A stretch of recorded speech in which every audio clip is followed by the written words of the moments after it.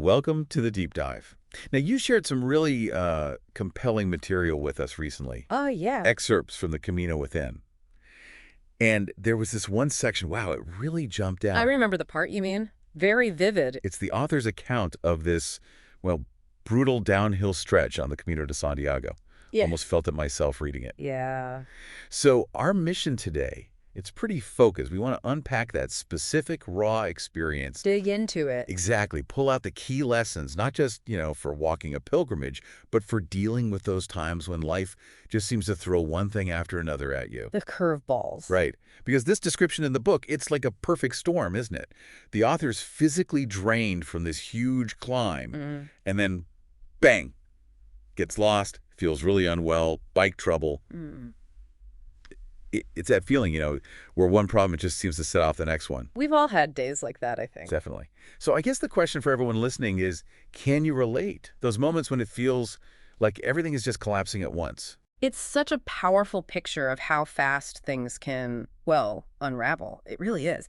And what's so interesting, I find, is how the author takes this really personal, almost like a comedy of errors, but a painful one. Right. Not funny at the time. Not at all. And then zooms out to find these insights that honestly feel universal. And the physical detail is intense. Dizzy from lack of fuel. What was it? 2 bananas, coffee, water for 65 kilometers uphill. Barely anything. For that kind of exertion, it just screams unprepared, doesn't it? Totally. And then sweating buckets on the way up, only to be shaking from cold coming down. It immediately makes you think about being prepared for challenges, not just physically, but, mentally, emotionally, too, having those reserves. Yeah, reserves is a good word for it.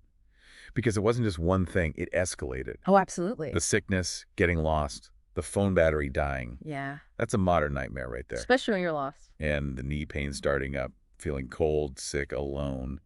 And all this happening in what the author calls a bad part of town. It just compounds everything, that feeling of vulnerability. And then the bike. Not just a flat.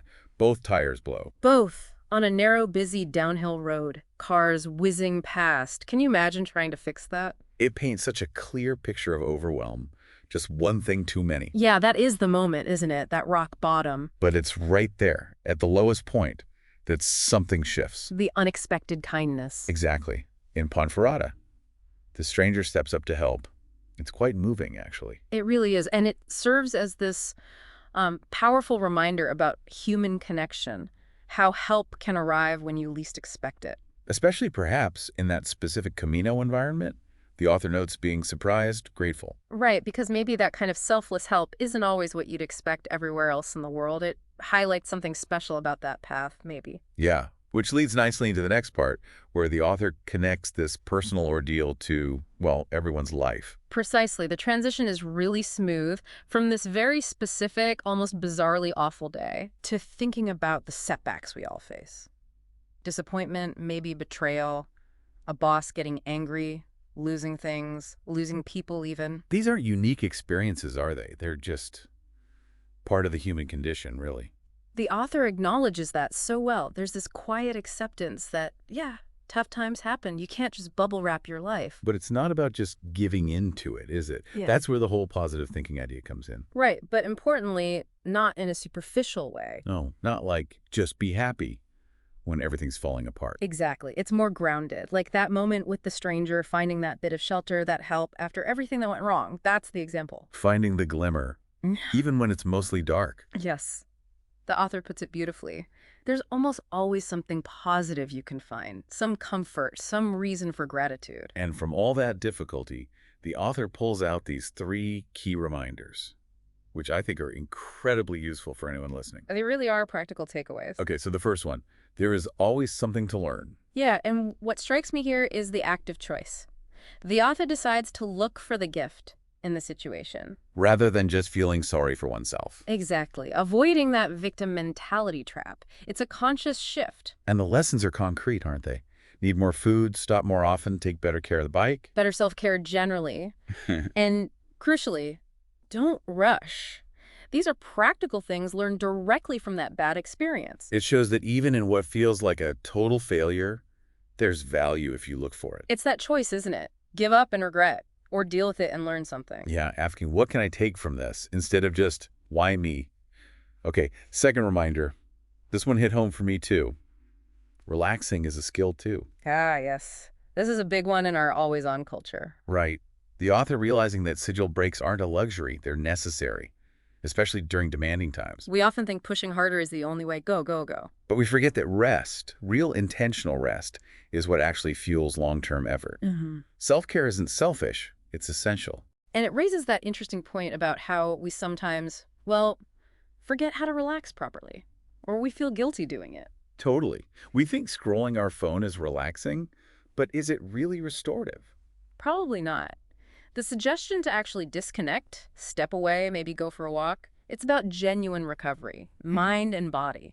And I like the connection made between failures and breakthroughs. That great ideas often come after messing up. And that leaders, champions, they all face countless struggles. Yeah. It's not a smooth ride for anyone successful. Those bumps in the road, as the author calls them, they shouldn't stop you, right? They're part of the journey.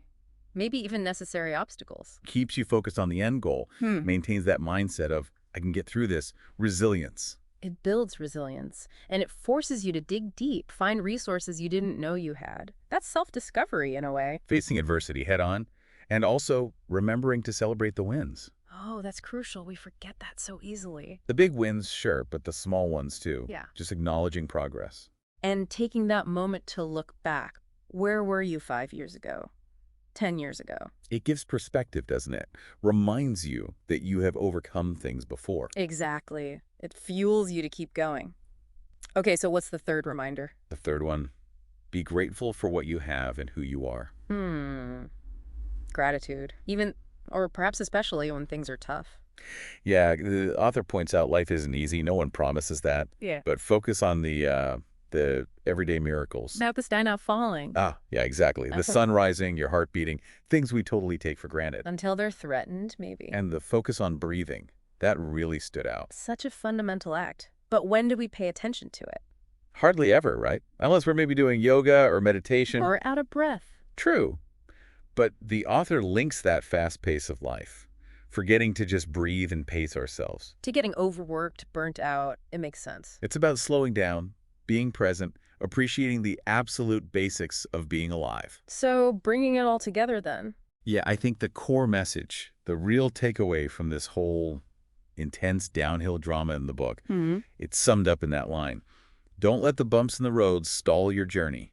Always look for the gift in every situation. That's powerful. And it definitely goes way beyond just hiking the Camino. Oh, absolutely.